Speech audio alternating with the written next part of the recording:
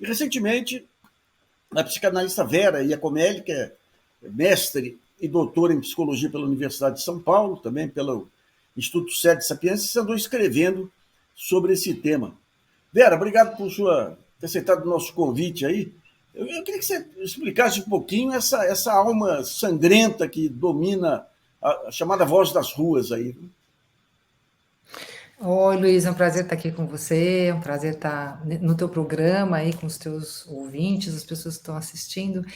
Olha, a gente tem uma história muito sangrenta, né, Luiz? A nossa história, ela é totalmente negada, o que torna ela mais perigosa, mas é uma história de uma invasão de um território, né, onde você já tem um povo vivendo, e o sequestro a terça parte da nossa formação, né, os indígenas, os europeus que invadem e os negros que são sequestrados para serem explorados aqui. Essa é a formação do povo brasileiro, mas é uma formação muito traumática, e tudo que é traumático a gente tenta elaborar, contando a história, podendo falar disso. O que a gente vai vendo é que a história do brasileiro é uma história negada, né, na qual, em cima dessas violências, foi sendo contada uma história da cordialidade, da miscigenação pacífica, e toda essa negação, ela retorna nesses atos. Ela retorna nessa violência do brasileiro cordial e dócil, que nunca fez uma guerra. Mentira, né? A gente está vivendo uma violência disseminada e que ela reaparece tanto no aspecto mais individual, das soluções sempre muito brutais do dia a dia, né? Parece que o contrato social vai se desfacelando, como também no Estado muito violento, né? Então, não diria que isso é a natureza do brasileiro, mas é a forma como o brasileiro mostra a sua doença, seu adoecimento, né? Agora, esses movimentos. Quando você pega, vamos pegar aqueles exemplos que fazem parte da formação da infância nossa, pelo menos lá atrás, os faroestes. O faroeste, a figura do xerife heróico era aquele que ficava na porta da cadeia impedindo o linchamento, ou seja, a justiça chegou até lá. Isso aqui no Brasil, digamos, seria visto chamado como de garantista depreciativamente, e a vingança é um ato presente em todos os momentos. Isso é uma característica, na sua opinião, de movimentos de massa, o mesmo que levou ao macartismo e tudo, ou, no caso brasileiro, por conta desse histórico, é mais violento? Bom, o herói brasileiro não é exatamente o xerife do faroeste, não, são os Não. bandeirantes, né? É o Borba Gato, né? Que são sujeitos que invadiram o território também de forma violenta, se apoderaram do território e na forma de violência sexual, violência de exploração, né? A gente vai ter... Que herói é esse, né? Então... a gente tem, quando falta lei, Luiz, quando ela não opera, e você trouxe exemplos agora, você traz, de repente, você tem uma medida para crimes enormes e para menores 40 anos, que essa lei na qual as pessoas não confiam, elas acabam fazendo a lei com as próprias mãos, que é a coisa do linchamento. Né? O linchamento é quando tem um colapso da crença de que a lei vai operar, e num ato de descontrole as pessoas resolvem fazer já fazem o julgamento, o tribunal e a sentença, e aplicam a sentença tudo num ato só. Então, todo o trâmite da justiça não está sendo considerado como possível. Né? Então, você tem aí todas essas frustrações, todos os medos, as inseguranças e a falta de confiança na lei aparecem nesses atos translocados. E eles aparecem também, como você mesmo aponta, porque tem um outro que parece que tira a minha responsabilidade. Como eu estou ali no meio de um monte de gente fazendo, como se ninguém estivesse fazendo. Então, são horas nas quais aparece uma certa licenciosidade que a gente se permite fazer coisas que talvez nunca tenha feito a vida inteira, porque se desresponsabiliza. Você vai ter casos de pessoas que tinham uma vida banal, nunca tinham feito nenhum mal, e de repente elas estão no meio de um linchamento, fazendo coisas impensáveis. Então, a questão de massa, ela cria uma licenciosidade que já está colocada no Freud, né, desde a psicologia de massas, né, centenário o texto dele falando desse efeito. Então, se a gente pega o jornalismo, tem muito disso. Você cria uma primeira versão, escola base, tudo. Então, quem é a favor daquela teoria não precisa se explicar. Quem for contra tem que explicar. Mas nós vimos agora essa realidade paralela que o Freud fala também. Nós vimos agora senhoras, senhores aí, aposentados, aí, de repente, com um grau de violência, misturando oração, exorcismo e tudo. Isso aí, como é que explica chegar neles? São pessoas que não tinham mais função na vida e, de repente, dão uma missão para eles. Como é que se dá esse envolvimento, Vera? Eu acho que sim, eu acho que a gente tem aí um grupo de pessoas que é muito desprestigiada, muito relegada a segundo plano. Às vezes pessoas tiveram carreiras, tiveram um lugar, né, na sociedade e que de repente são escanteados. E também, Luiz, porque é um grupo de pessoas que hoje nessa idade elas não tiveram acesso a essa transição, essa revolução midiática. Então, se a velhice já era um lugar de desprestígio para a nossa sociedade, a velhice hoje dessas pessoas que mal sabem usar a internet direito, elas se sentiram ainda mais fora. E na internet, né, o paradoxo é que elas não sabem usar, não é exatamente, não são nativos, vamos dizer, sabem usar, mas não são nativos, mas elas são muito capturadas pela internet, né? Porque acaba sendo um lugar no qual elas têm uma vida social que fora às vezes não tem mais. Então, esse fenômeno que aconteceu com os idosos, ele é uma espécie de curva de rio, se juntou muita coisa aí. Então, a pessoa se sentiu acolhida no grupo, ouvida, prestigiada, tendo relações sociais, relações que não tinha mais, tendo um propósito, se sentindo importante. Salvar o país é um mega propósito, né?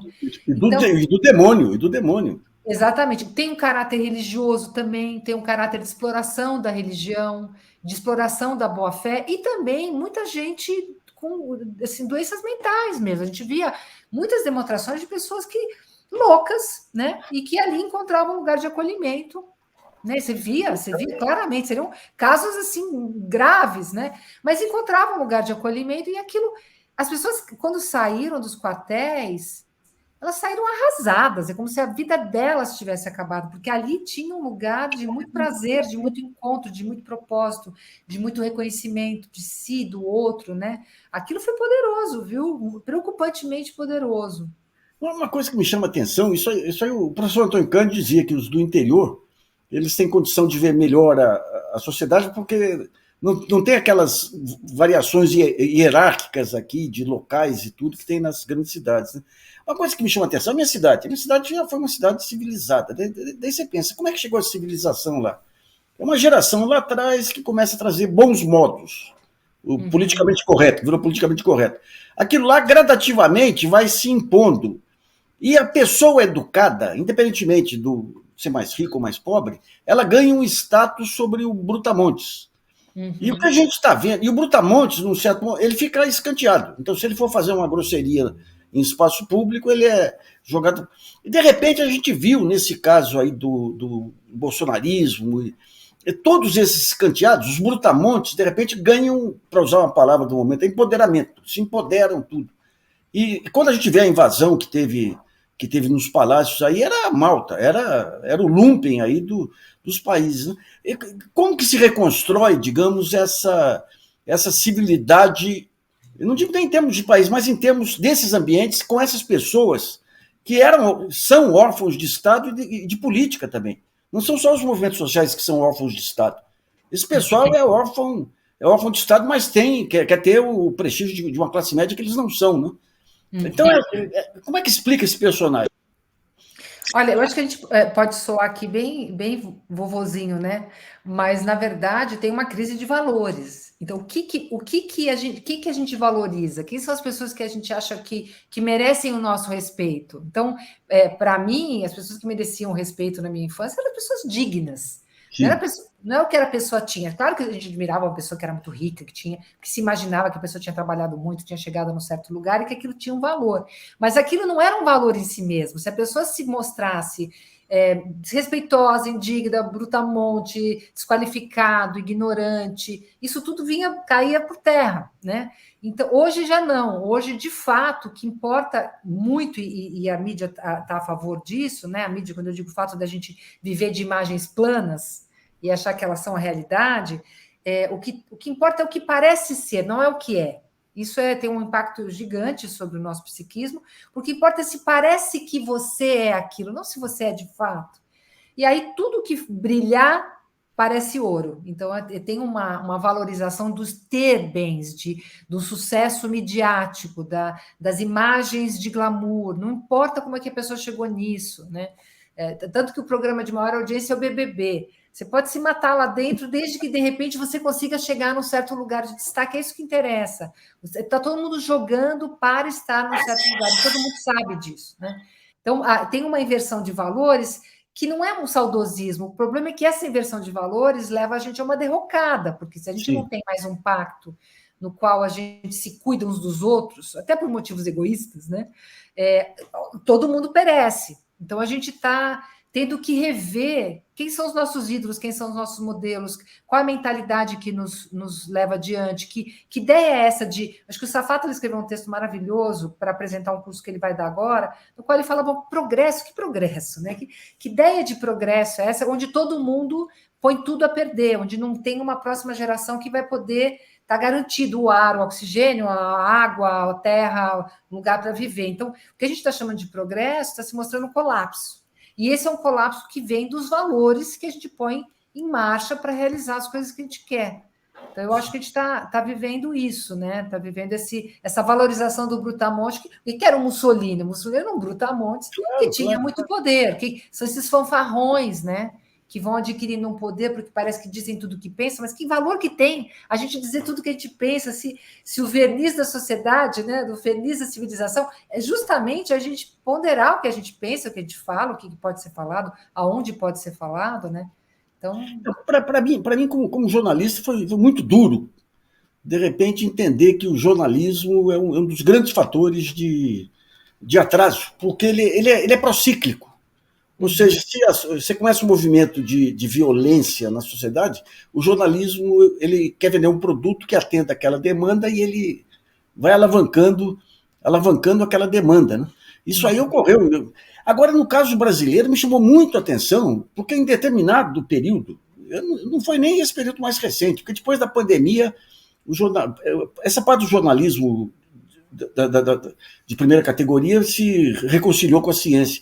Mas lá atrás, colegas meus, que sempre tiveram uma atitude digna, de repente entrando em processos de linchamento, de delação, de aproveitar ondas de lava-jato, mas cometendo as maiores infâmias aí, e agora voltam ao normal de novo, com posições boas.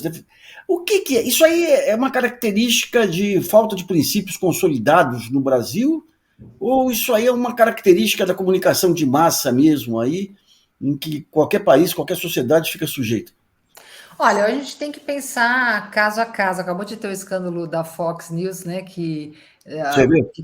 Que é louco, porque os caras, justamente, né, divulgando ali uma fake news que todo mundo sabia que era fake, mas sabendo que o cinismo, sabendo que era de caso pensado, de má fé, não diria nem cinismo, a má fé mesmo. Então, caso a caso, você vai vendo quem que agiu de má fé e que agora volta à razão porque está de novo na moda ter esse lugar. Quem que realmente falou, meu, tava equivocado, tava. Porque eu acho que é importante lembrar, Luiz, que essa ideia de que a gente é muito pautado pelo que é lógico, pelo que é óbvio, é mentira. A gente é Mentira. totalmente capturado pelo nosso próprio desejo inconsciente e a gente vai deturpando para nós mesmos. Não estou falando de má fé, estou falando de uma certa negação, de um processo de negação que os humanos têm. Então, o que eu não quero ver, eu finjo que não está acontecendo, até que a coisa se mostra tão escancarada que eu ou vou sabidamente sei que não está acontecendo e digo que está, por exemplo, né, a Terra é plana, ou eu vou assumir. Eu acho que algumas pessoas assumiram, reviram suas posições, e algumas pessoas simplesmente entraram na onda de agora não está funcionando mais, vamos voltar atrás. Acho que tem muita coisa em jogo. Mas o que a gente chama de negacionismo, que foi um termo muito usado recentemente, é um mecanismo de defesa humano normal. A gente nega enquanto a gente pode, porque quando a gente assume, a gente sofre. Então, nesse balaio tem muitas coisas, mas tem um cinismo mais cultuado hoje. Porque na hora que eu digo que eu acredito no que eu vejo na tela, ela se torna a realidade, não mais o palpável, eu já estou me enganando de saída, né? Então, daí a gente vê um caso, essa questão da realidade paralela. Nos anos 20 vem com uma nova forma de comunicação, que é o rádio, que desestrutura o que havia antes aí, com jornais e tudo. Eu lembro, outro dia até publiquei um artigo sobre o relatório Rockefeller de 69, aqui no Brasil. Ele veio ao Brasil e disse que o rádio de pilha poderia dar um instrumento poderoso de subversão para a teologia da libertação, porque colocaria a pessoa informações aí sobre áreas que ela ignorava. A televisão, quando veio com o macartismo, aí foi... E agora as redes sociais. Na sua opinião, com o tempo, isso aí tende a haver um mínimo de disciplina, ou nós estamos numa era aí de selvageria continuada? Então, tem uma diferença importante entre essas três coisas, né? Porque, sim, o rádio foi fundamental. A gente sabe daquele programa do Orson Welles, né? Que ele simula uma invasão. É uma novelinha de rádio que simula uma invasão. As pessoas saíram de casa achando que era verdade e, sabe, um horror. Então, a televisão que ia deixar a gente louco, os pais morriam de medo que a gente assistisse, tudo isso é verdade. Só que tem uma questão nas mídias que não é só a imagem que a pessoa consome, é o fato de que ela linka as pessoas. Então, cada um estava na sua casa ouvindo seu rádio, estava vendo sua televisão, mas as redes, elas linkam as pessoas. Então, aquela pessoa meio maluquete, que acreditava que a Terra era plana, papai, ela nunca ia encontrar um par. Ele era o esquisitão da família, ele falava bobagem, ninguém ligava. Agora ele encontra milhares de pessoas que pensam como ele no mundo inteiro. Ele cria uma massa crítica e cria um movimento nazista, cria um movimento negacionista, cria um movimento misógino. Então, isso empoderou as pessoas no sentido ruim, ele as aproximou, criou células que nunca se juntariam, entendeu? Então, acho que aí a gente tem uma coisa que, sim, nós estamos ainda nesse momento de transição, nós estamos numa crise da mídia, dessa nova mídia, acho que é uma das maiores revoluções da história da humanidade, e com efeitos que estão, né, caem governos por causa disso, né? Sobem governos, cria-se guerras por causa disso. Mas a gente vai ter que fazer alguma coisa, e não sei se a nossa geração que foi assolada por essa novidade vai ser a geração que vai conseguir fazer alguma coisa. Agora, se não fizer, a gente está frito. Então, eu acho que dá para melhorar, vamos ter que fazer algo com isso, mas a coisa é um pouquinho mais perigosa do que era o rádio e a televisão. Deixa eu pedir para a Mariana trazer as questões aí dos nossos espectadores aí, Mariana. Olá, boa noite, Vera. Obrigada pela presença aqui. Agradecer também a audiência e quem mandou perguntas. Antes de falar, minha tia Lourdes pediu para eu dar um alerta sobre o Fala Fads, que vai ter amanhã às 18 horas. Deixa eu só pegar os detalhes aqui, um minutinho. Bom, o título dele é quarta-feira, às 18h30, aqui na TV GGN. Chernobyl brasileiro está logo ali e dorme em Caldas, Minas Gerais. Então, todo já mundo trouxemos aqui, que é um tema dos mais relevantes. Você tem toda uma parte de detritos numa represa em Caldas lá, que se arrebentar, vai contaminar uma região que vai de Poços a Ribeirão Preto. É um horror isso aí. O sul de Minas Gerais, fala isso mesmo, sobre lixo radioativo. Então, todo mundo atento aqui no GGN, vamos todo mundo compartilhar. Eu acho que já tem até o link aqui na página. Vamos lá, vamos para as perguntas. O Valentim tem uma questão interessante aí, Mariana. Tem uma questão, vou colocar. Mandou aqui um superchat para a gente agradecer. Mandem superchats, eu adoro, fico super feliz. E o dia 5 também. Seria verdade que as experiências ficam no inconsciente coletivo de um povo e são passadas de geração para geração? Isso ajudaria a explicar a violência do nosso povo? Eu não colocaria exatamente nesses termos, Valentim, mas é isso mesmo. Quer dizer, o que a gente tem é uma transmissão geracional. A gente passa de uma... Quando a gente tem filhos, quando a gente tem uma nova geração, não só filhos, mas netos, sobrinhos, que as pessoas têm essas relações, a gente transmite a nossa história, e não é mágico, a gente transmite de várias formas, a gente transmite com a linguagem, a gente transmite com o corpo, com os nossos atos. Então a geração fica, e isso é natural, é assim que funciona mesmo, não é que dá para erradicar isso, não. Então a gente vai transmitir, junto com a língua materna, junto com os cuidados, os nossos valores. Por exemplo, a gente trata de como a gente trata as pessoas negras, como a gente trata as pessoas brancas, como a gente trata as pessoas pobres, ricas, tudo isso a gente vai transmitindo inconscientemente. Então, na medida em que a gente não para rever as nossas posições, a gente transmite o pior e não consegue elaborar. Eu não chamaria de inconsciente coletivo, porque isso é uma outra abordagem sobre psicanalista, mas a gente não precisa que fique guardado em nenhum lugar. Isso está visível a olho nu para quem quiser ver. A gente está sempre transmitindo para as crianças, né? Você está na rua com o teu filho, de repente vem uma pessoa pobre na tua direção. Você já fica tenso, a criança sente até alguma coisa diferente quando passa aquela pessoa. O que você está transmitindo, né? Ou você é mais sorridente? A gente está o tempo todo em atos, em linguagem, transmitindo a história da gente, e isso vai se reproduzindo. Vera, tem um lugar que a gente passa as férias de vez em quando, uma população classe média educada, aquelas que você encontra, toma café e tudo. E tempos atrás eu fui num café, tinha uma mocinha negra que você viu no café, eu fui com as minhas 2 caçulas e com a minha neta, filha da Mariana, que tinha uns 10 anos. E a mocinha pergunta, você é pai? Faz tempo, hein, pai? Faz 15 anos. Você é pai, avô das meninas lá? Eu falei, são as únicas que me tratam como gente. E você vê, é um ambiente que todo mundo é educado, supostamente educado. Supostamente, né? Sim. E as pessoas nem percebem, né, Luiz? É tão automático, é tão sem reflexão. Por isso que é importante trazer, porque a pessoa, de repente, ela fala, nossa, eu faço isso, eu nunca tinha pensado, né? Então, e essa transmissão, e as crianças sentem, né? Não precisa estar no inconsciente. Elas é o não verbal, né? Também, você está assistindo aquilo. Também, exatamente. É no olho, é no jeito de cumprimentar, por que você beija fulano e não beija cicrano? Por que você fala duro com essa pessoa e fala... A criança de bebê, ela está que nem uma esponja, desde criança, absorvendo o trato mesmo, né? Do jeito que ela é tratada, por que ela é tratada diferente do outro. Então, a gente... E é tão lindo quando a gente tem esse feedback que os filhos da gente não se sentem nem melhor nem pior do que ninguém. Não é nem melhor nem pior, né? Pessoas. Eu confesso que eu sou um pai e avô corujas aí, Vera, muito obrigado aí por sua participação. Calma, tem mais pergunta, tem vários elogios, quero que ela esteja aqui na hora dos elogios, por favor, só um minutinho. Pode ter críticas, também, críticas são sempre boas para a gente pensar. Claro, né? mas é que todo mundo está adorando o programa, especialmente eu, que eu sou super sua fã, vou tietar, aproveitei. O Álvaro Coelho coloca aqui, excelente entrevista. O Paulo Coelho faz sua contribuição rotineira aqui com o GGN, eu adoro, muito obrigada, Paulo. E aqui o James também faz o seu charminho, o Xexeléu, junto com o Bruno aqui. Não tenho nenhuma pergunta, só vou mandar um oi para Mariana e para o Nassif. Oi para vocês, e para a Vera também, né, James, que eu sei que também é educado. E as outras perguntas são só para você, podemos nos despedir da Vera, agradecer a presença e tudo mais. Eu agradeço muito o convite, gostei muito de conversar com você, Luiz, te admiro há muitos anos, é um prazer estar aqui. Quero não poder ficar mais, mas eu estou feliz com essa possibilidade. Agradeço. Vamos marcar outras rodadas aí, Vera. Foi muito boa, viu? Obrigado. Tá, tchau, Marina. Prazer, viu? Tchau, até. Até mais, então.